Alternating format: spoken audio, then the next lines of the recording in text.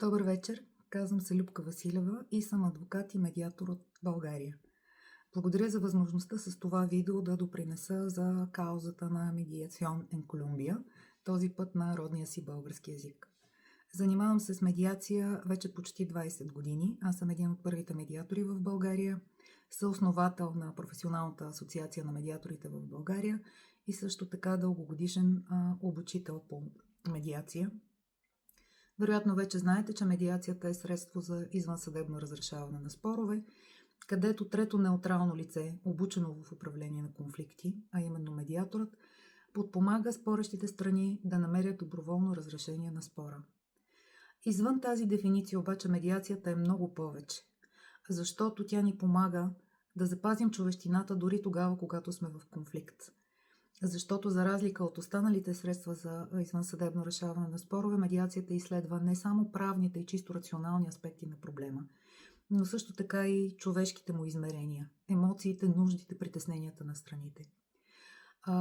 Работата на тези по-дълбоки нива на конфликта всъщност разширява възможните решения и дава възможност да бъде намерен решение, което премахва изобщо причината за проблема или поне отговаря на един важен интерес на всяка една от страните.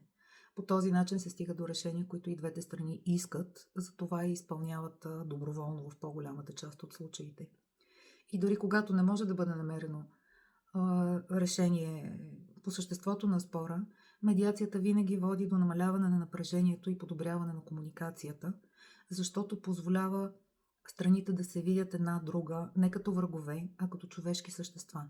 По този начин, дори когато не са успяли да се разберат в рамките на процедурата по медиация, е възможно да продължат отношенията си.